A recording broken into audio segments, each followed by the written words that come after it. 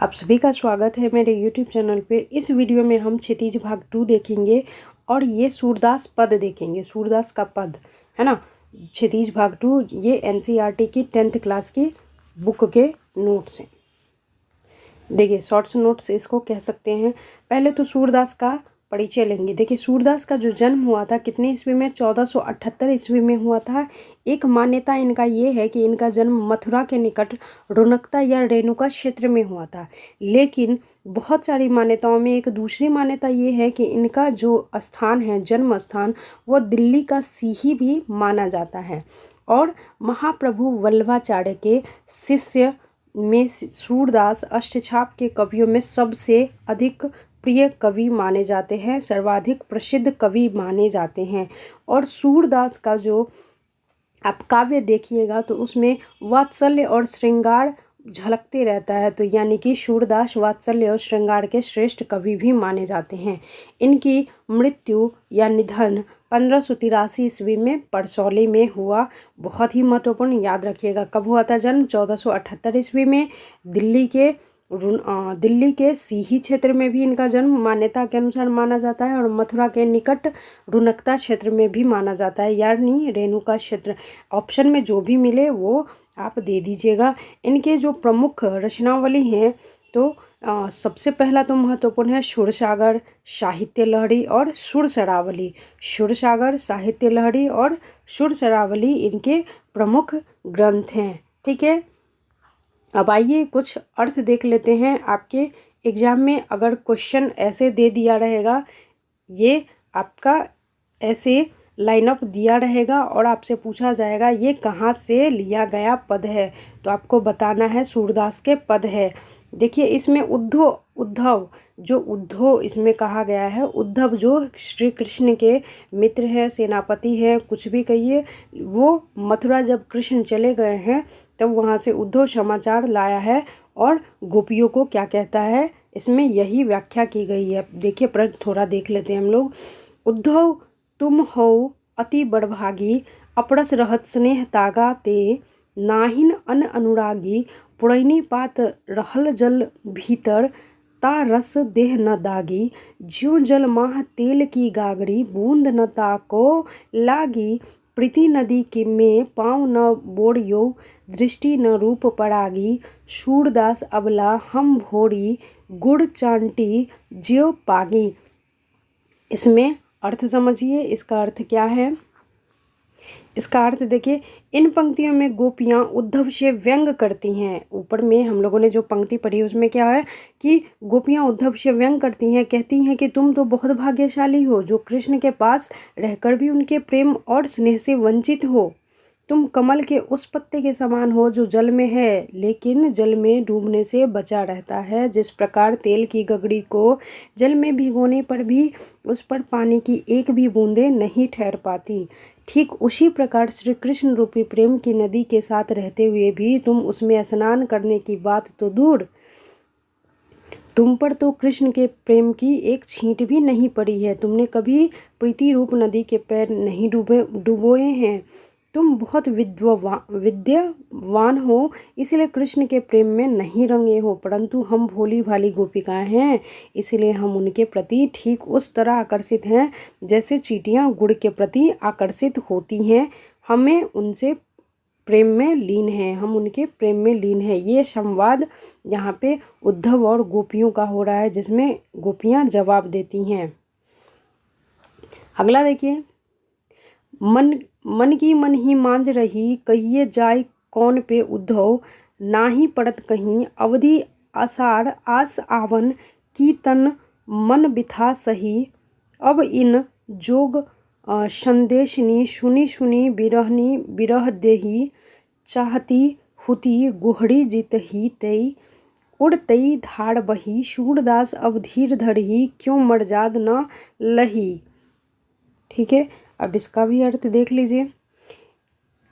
इन पंक्तियों में गोपियाँ उद्धव से कहती हैं कि उनका मन की बात मन में ही रह गया। वे कृष्ण से बहुत कुछ कहना चाहती थी परंतु अब वे नहीं कह पाएंगी। वे उद्धव को अपने संदेश देने का उचित पात्र नहीं समझती हैं और कहती है कि उन्हें बातें सिर्फ कृष्ण से ही कहनी है, किसी को कहकर संदेश नहीं भेज सकती। वे कहती हैं कि इतने समय से कृष्ण के लौट कर आने की आशा को हम आधार मानकर तन मन हर प्रकार से विरह की व्यथा सह रहे थे, ये सोचकर कि वे आएंगे, हमारे सारे दुख दूर हो जाएंगे। लेकिन श्री कृष्ण ने हमारे ज्ञान योग का संदेश भेजकर हमें और भी दुखी कर दिया। हम विरह की आग में और जलने लगे हैं। ऐसे समय में कोई अनेक रक्षक को पुकारती है, परंतु हमारे जो रक्षक हैं वही आज हमारे दुख का कारण हैं। हे उद्धव, अब धीरज क्यों धरे, कैसे धरे, जब हमारी आशा एकमात्र तिनका भी डूब गया। प्रेम की मर्यादा है, प्रेम के बदलते प्रेम की दिया जाए। देखिए क्या कहती हैं, प्रेम की मर्यादा है, प्रेम के बदलते प्रेम दिया जाए, पर श्री कृष्ण ने हमारे साथ छल किया है, उन्होंने मर्यादा का उल्लंघन किया है।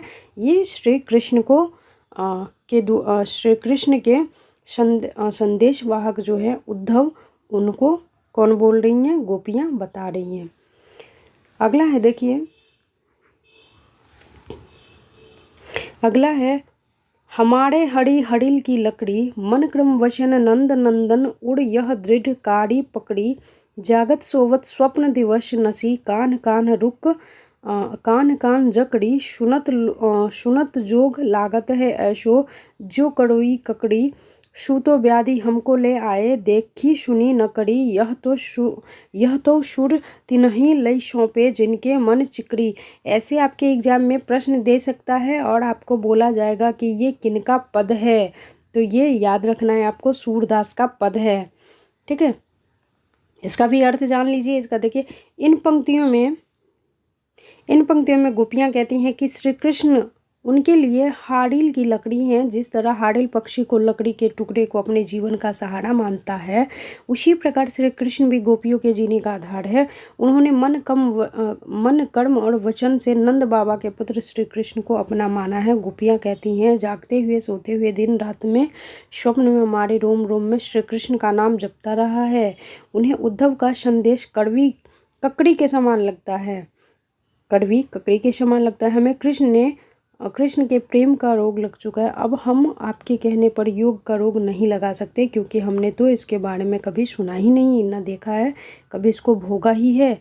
आप जो यह संदेश लेके आए हैं वो उन्हें जाकर सौंपे जिनका मन चंचल हो, चूँकि हमारा मन पहले से ही कहीं और लगा है। ये इनको जवाब देती हैं।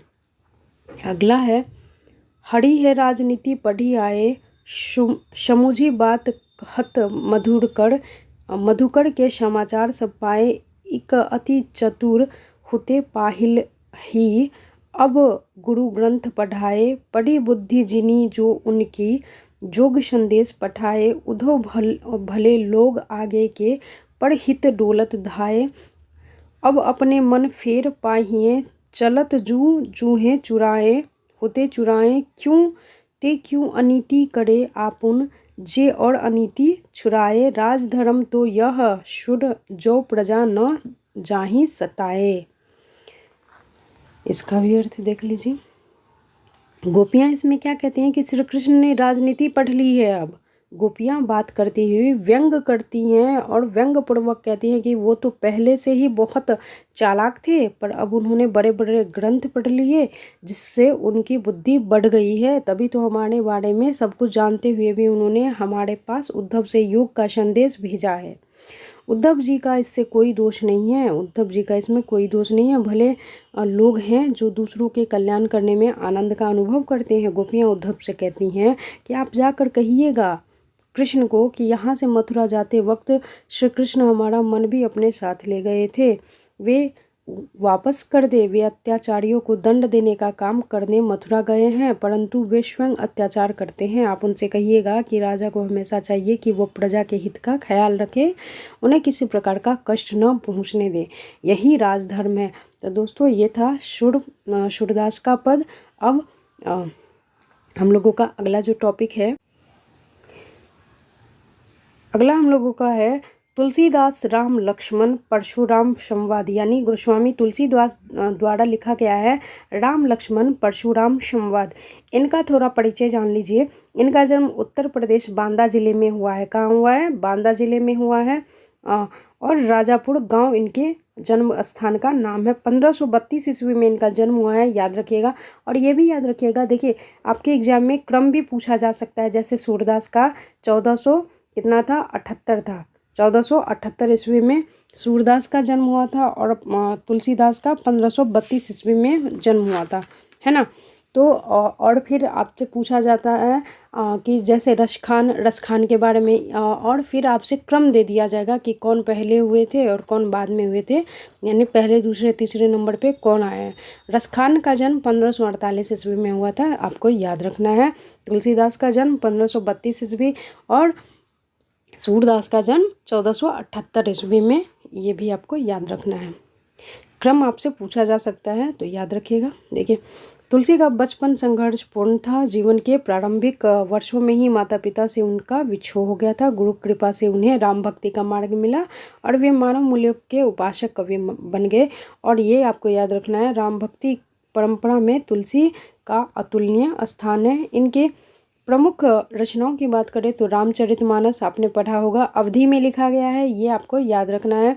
कवितावली, गीतावली, दोहावली, कृष्ण गीतावली और विनय पत्रिका इनके प्रमुख रचना है। इनके सबसे जो महान रचना माना जाता है वो रामचरितमानस माना जाता है और ये अवधी भाषा में लिखा गया है, ठीक है। आइए, इसमें क्या है, तुलसीदास राम लक्ष्मण परशुराम संवाद है यह। देखिए इसमें क्या कहा जा रहा है, नाथ शंभु धुन भंजन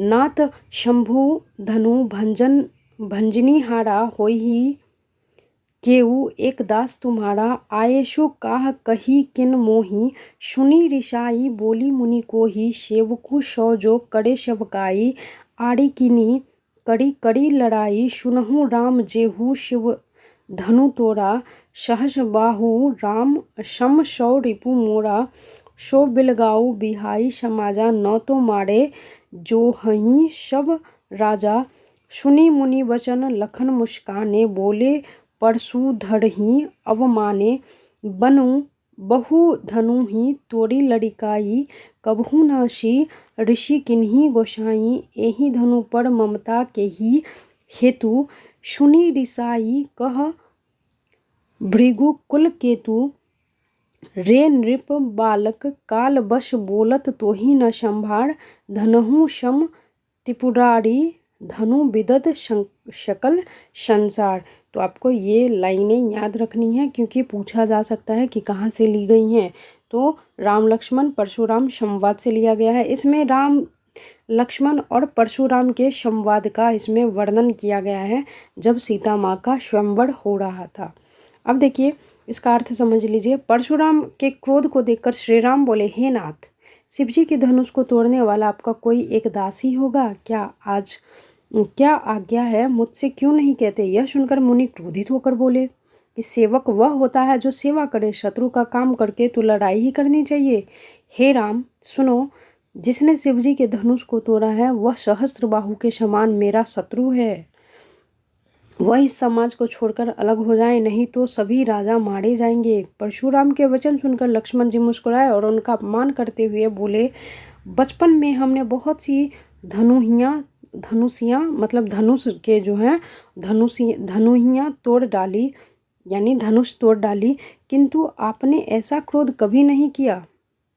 इसी धनुष पर इतनी ममता किस कारण से है। यह सुनकर भृगुवंश की ध्वजा स्वरूप परशुराम जी क्रोधित होकर कहने लगे, अरे राजपुत्र, काल के वश में होकर भी तुझे बोलने में कुछ होश नहीं है। सारे संसार में विख्यात शिवजी का यह धनुष क्या धनु ही के समान है। ये शिवजी का धनुष इन्होंने राम भगवान जब तोड़ते हैं तब वहाँ का परिदृश्य इसमें वर्णित है और वहाँ पे लक्ष्मण भी मौजूद होते हैं जब वे श्री राम शिवजी का धनुष तोड़ते हैं। उसके बाद देखिए क्या क्या होता है।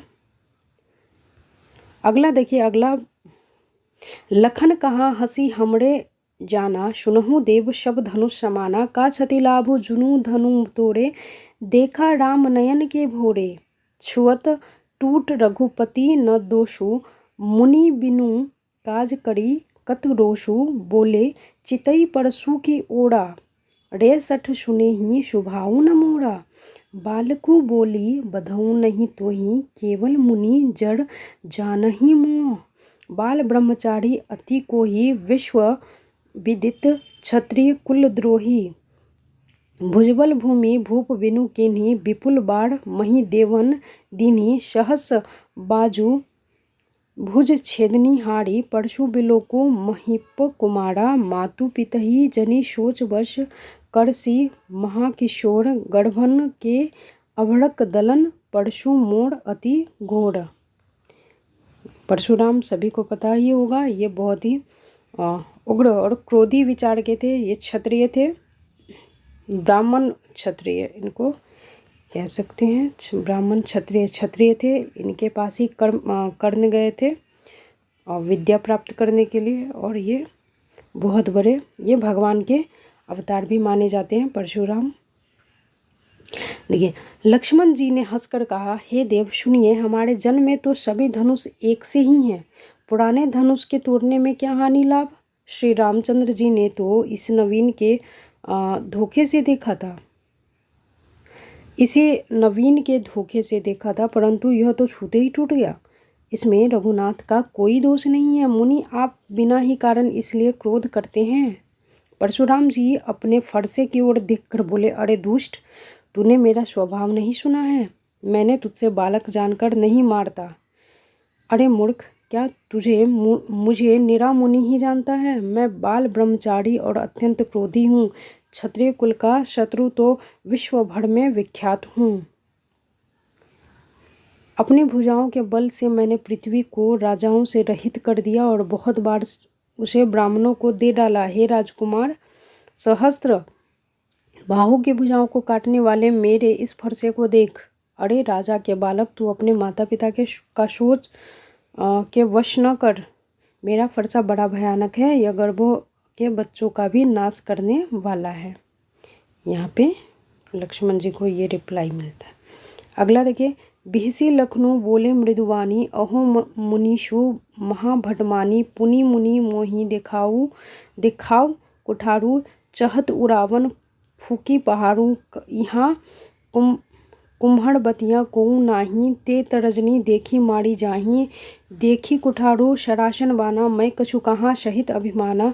भृगुसुत सुमझु जनेऊ बिलोकी, जो कछु कहू सहू ऋष रोकी। सुर महिषुर हरिजन अरुगाई, हमरे कुल इन पर न रुसुराई। बधे पापु अपकृत हारे, मार तहूँ पा पड़ी तुम्हारे। कोटि कुलिस सम वचन तुम्हारा, व्यर्थ धरहूँ धुन बाण ठुकारा कुठारा। जो बिलो की अनुचित कहीं क्षमहूँ, महामुनि धीर सुनी सरोज। भृग बशमीन बोले गिरा गंभीर। अब देखिए लक्ष्मण जी अब हंसकर क्या कहते हैं। लक्ष्मण जी हंसकर कोमल वाणी से बोलते हैं, अहो मुनिवर, आप अपने को बड़ा भारी योद्धा समझते हैं। बार बार मुझे कुल्हाड़ी दिखाते हैं, फूंक से पहाड़ उड़ाना चाहते हैं। यहाँ कोई कुम्हड़े की बत्तियाँ बहुत छोटा फल नहीं है, जो तर्जनी अंगूठे के पास की, तर्जनी किसको कहते हैं, अंगूठे के पास की अंगुली को देखते ही मर जाती है। कुठार और धनुष बाण देखकर ही मैंने कुछ अभिमान सहित कहा था। भृगुवंशी समझकर और यज्ञोपवीत देखकर तो जो कुछ आप कहते हैं मैं उसे क्रोध को रोककर सह लेता हूँ। देवता, ब्राह्मण, भगवान के भक्त और गो, इन पर हमारे कुल में वीरता नहीं दिखाई देती, क्योंकि इन्हें मारने से पाप लगता है और इनसे हार जाने पर अपकृति होती है। इसलिए आप मारे तो भी आपके पैर ही पड़ना चाहिए। आपका एक वचन ही करोड़ों ब्रजों के समान है। धनुष बाण और कुठार तो आप व्यर्थ ही धारण करते हैं। इन्हें देखकर मैंने कुछ अनुचित कहा तो उसे हे धीर महामुनि क्षमा कीजिएगा। यह सुनकर भृगुवंशनी परशुराम जी क्रोध के साथ गंभीर वाणी बोले। अब बोलते हैं परशुराम, कौशिक सुनहु मंद यहु बालक, कुटिल कालवश निज कुल धालुक। भानु वंश राकेश कलंकु, निपट निरंकुश अबुध उशंकु। काल कवलु होइछ छनमाही, कह पुकारी खोरी मोहि नाही। तुमहु हट कहू जो चहु उबारा, कही प्रतापु बलु रोष हमारा, लखन कहेऊ मुनि सृजिषु तुम्हारा। तुम ही अक्षत को बड़ेन पाड़ा, अपने मुँह तुम आपनी करनी।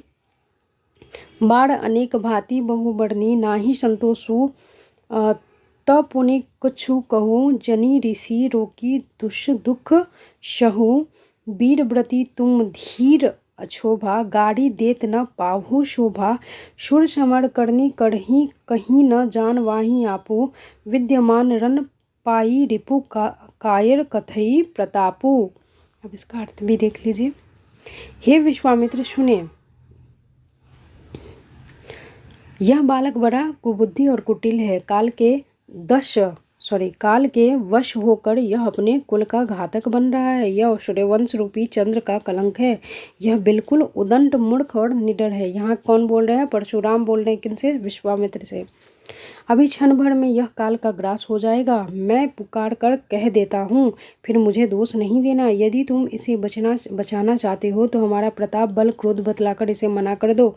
लक्ष्मण जी ने कहा, हे मुनि, आपका सुयश आपके रहते दूसरा कौन वर्णन कर सकता है? वो आपने अपने ही मुंह से अपनी करनी अनेकों बार बहुत प्रकार से वर्णन की है। इतने पर भी संतोष न हुआ तो फिर कुछ कह डालिए। क्रोध रोककर असहाय दुख मत कीजिए, सहिए। आप वीरता का व्रत धारण करने वाले धैर्यवान और क्षोभ रहित हैं। गाली देते शोभा नहीं पाते। शूरवीर तो युद्ध में शूरवीरता का प्रदर्शन करते हैं, कहकर अपने को नहीं जानते। शत्रु को युद्ध में उपस्थित पाकर कायर ही अपने प्रताप की डिंग मारते हैं। यहाँ पे माफ़ कीजिएगा, यहाँ पे परशुराम को ये लक्ष्मण जी क्या यहाँ पे चुटकुला लेते हैं, मतलब, और उनको उकसा रहे हैं जैसे जैसे वो बर्ताव कर रहे हैं। अब देखिए, अब फिर कहते हैं, तुम तो काल हाँक जनु लावा, बार बार मोही लागी बुलावा। सुन्नत लखन के बचन कठोरा, परशु सुधारी धरयू कर धोरा। अब जनहि देवू दोषु मही लोगू, कटुबादी बालुक बध जोगू। बाल बिलो की बहुत मैं बाँचा, यह मड़निहार सा ढांचा। कौशिक कहाँ क्षमी अपराधु, बाल दोष गुण गनही न साधु। खड़ कुठार में अकड़नु को ही, आगे अपराधी गुरुद्रोही। उत्तर देत छोड़ बिनु मारे, केवल कौशिकशील तुम्हारे। न त एही काटी कुहाड़, कठोरे गुड़े उड़ीन होते श्रम थोड़े। गाधी सुन सन कह हृदय हसी, मुनि हरि अड़ई सूझ। अयमय खांड न उखमय अजहू, न बूझ अबूझ। अवधी भाषा में ये लिखा गया है, इसीलिए ऐसी लैंग्वेज। देखिए, इसका अर्थ समझिए। आप तो मानो काल को हाँक लगाकर बार बार उसे मेरे लिए बुलाते हैं। लक्ष्मण जी कह रहे हैं परशुराम से। लक्ष्मण जी के कठोर वचन सुनते ही परशुराम जी ने अपने भयानक फरसे को सुधारकर हाथ में ले लिया और बोले, अब ये परशुराम बोले, अब लोग मुझे दोष न दे। यह कड़वा बोलने वाला बालक मारे जाने के ही योग्य है। इसे बालक देखकर मैंने बहुत बचाया, पर अब यह सचमुच मरने को ही आ गया है। विश्वामित्र ने कहा, अपराध क्षमा कीजिए। बालकों के दोष गुण साधु लोग नहीं गिनते। परशुराम बोले, तीखी धार का कुठार, मैं दया रहित और क्रोधी, और यह गुरुद्रोही और अपराधी मेरे सामने उत्तर दे रहा है। इतने पर भी मैं इसे बिना मारे छोड़ रहा हूँ। सो हे विश्वामित्र, केवल तुम्हारे प्रेम से, नहीं तो इस कठोर कुठार से काटकर थोड़े ही परिश्रम से गुरु से उत्तीर्ण हो जाता। विश्वामित्र ने हृदय से हंसकर कहा, परशुराम को हरा ही हरा सूझ रहा है, अर्थात सर्वत्र विजयी होने के कारण ये श्री राम लक्ष्मण को भी साधारण क्षत्रिय ही समझ रहे हैं, किंतु यह फौलाद की बनी हुई खांड है, रस की खांड नहीं। मुंह में लेते ही गल जाए। खेद है मुनि अब भी बेसमझ बने हुए हैं, इनके प्रभाव को नहीं समझ रहे, यानी कि राम लक्ष्मण वास्तव में कौन है वे नहीं समझ रहे हैं। अब देखिए क्या है, कहेऊ लखन मुनि शिलु तुम्हारा, को नहीं ज्ञान विदत संसारा। माता पिता ही उड़िन भड़नी के, गुड़ रिनु रहा सोचू बड़जी के सो जनु हमरे ही माथे काढ़ा। दिन चली गए ब्याज बड़ बाढ़ा। अब अनी व्यवहरिहा बोली। तुरंत देऊ मैं थैली खोली। सुनी कटु वचन कुठार सुधारा। हाय हाय सब सभा पुकारा। भृगुवर परशु देखावहु मोही। वृप बिचारी बच नृप दोही। मिले न कबहु सुभट रन गाठे। द्विज देवता धरही के बाढ़े। अनुचित कही सब लोग पुकारे। रघुपति सहिनी लघु निवारे। लखन उतर आहुत शिरस। भृगुवर कोपु कृशानु बढ़त देखी जलसम बचन भोले रघुकुल भानु। इसका भी अर्थ देख लीजिए।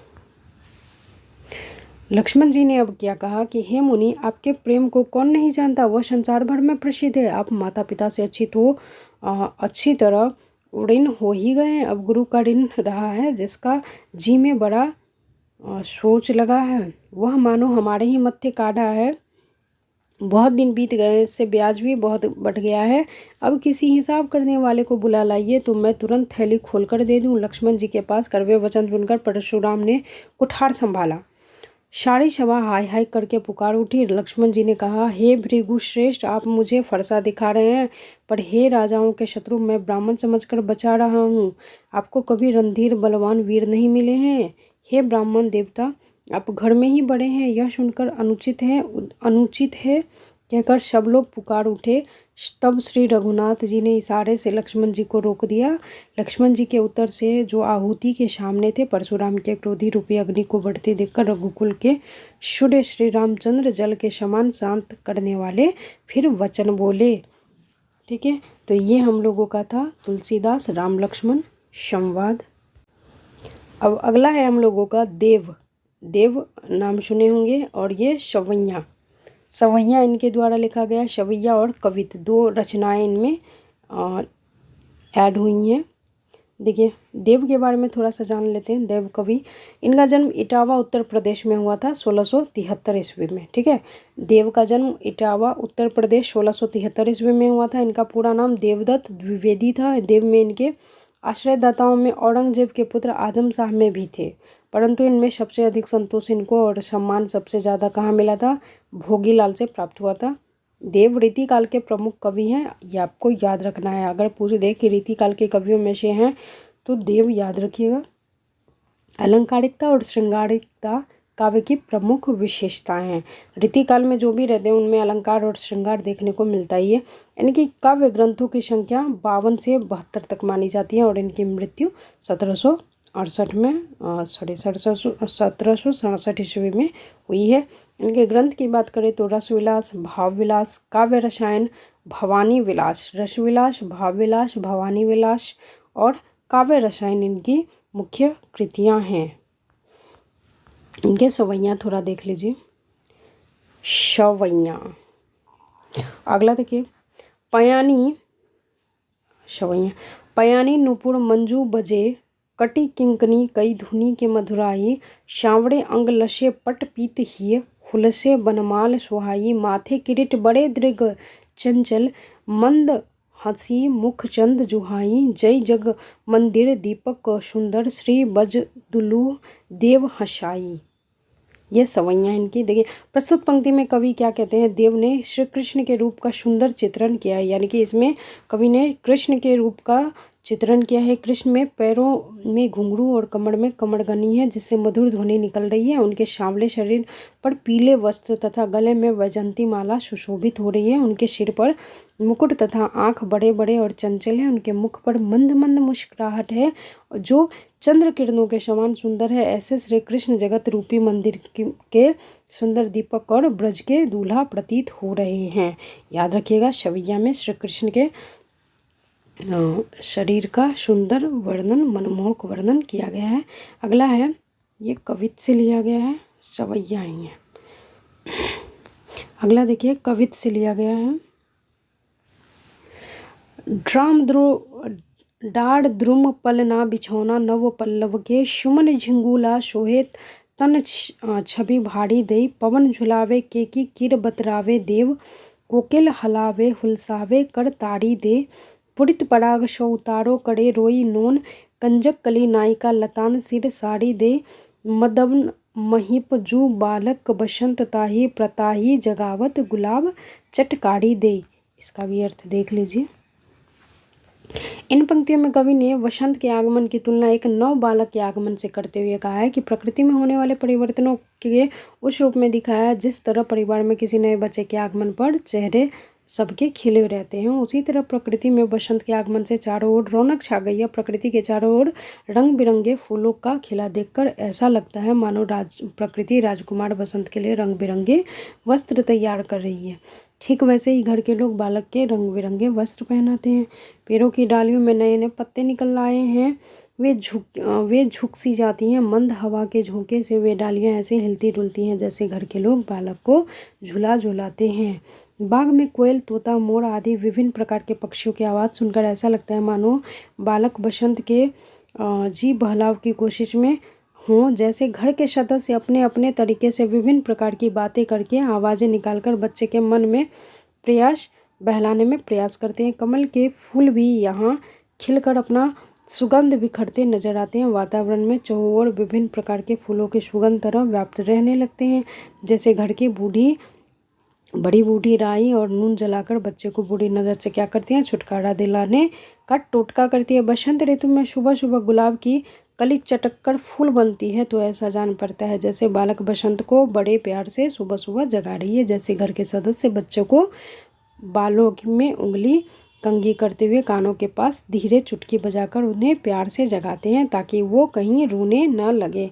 अगला देखिए हम लोगों का है, अगला देखिए, फटिक सीलनी सौ सुधरायो सुधा मंदिर उदधी दधी को शो अधिकाई, उमगे उमद बाहर ते भीतर लो भीति न दिखाई, देव दूध को शो फेन फैलियो आंगन फरस बंद, तारा सी तारुनी तामी ठाठी झिलमिल होती, मोतिन की ज्योति मिल्यो मलिका कुमरकंद, आरसी से अंबर में आंभा सी उजाड़े लगे, प्यारी राधिका को प्रतिबिंब शो लागत चांद। इसका भी अर्थ देख लीजिए। इन पंक्तियों में कवि ने पूर्णिमा को चांदनी रात में धरती और आकाश के सौंदर्य को दिखाया। पूर्णिमा की रात में धरती और आकाश में चांदनी की आभा इस तरह फैली है जैसे स्फटिक यानी कि प्राकृतिक नामक शिला से निकलने वाली दुधिया रोशनी संसार रूपी मंदिर पर ज्योतित हो रही है। कवि की नज़र जहाँ कहीं भी पड़ती है वहाँ उन्हें चांदनी ही दिखाई पड़ती है। उन्हें ऐसा प्रतीत होता है जैसे धरती पर दही का समुद्र हिलोड़े ले रहा है। चांदनी इतनी झीनी और पारदर्शी है कि नजरें अपनी सीमा पर स्पष्ट पा रही हैं। नज़रों को देखने का कोई व्यवधान नहीं रहा है। धरती पर फैली चांदनी की रंगत फर्श पर फैले दूध के झाग के समान उज्जवल है। उसकी स्वच्छता और स्पष्टता दूध के बुलबुले के समान झीनी और पारदर्शी है। इस चांदनी रात में कवि ने तारे सुंदर सुसज्जित युवतियां जैसे प्रतीत हो रहे हैं जिनके आभूषण की आभा मल्लिका पुष्प के मरकंद से मिली है, मोती की ज्योति के समान है। संपूर्ण वातावरण इतना उज्जवल, आकाश मानो स्वच्छ जिसे राधा का मुख्य चंद्र प्रतिबिंब हो रहा है। कवि ने चंद्रमा की तुलना राधा के सुंदर मुखड़े से की है।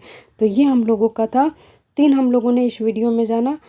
शवैया तुलसीदास द्वारा, परशुराम राम लक्ष्मण संवाद और एक पद। ठीक है, मिलते हैं अगले वीडियो में एक नए टॉपिक के साथ। तब तक के लिए धन्यवाद।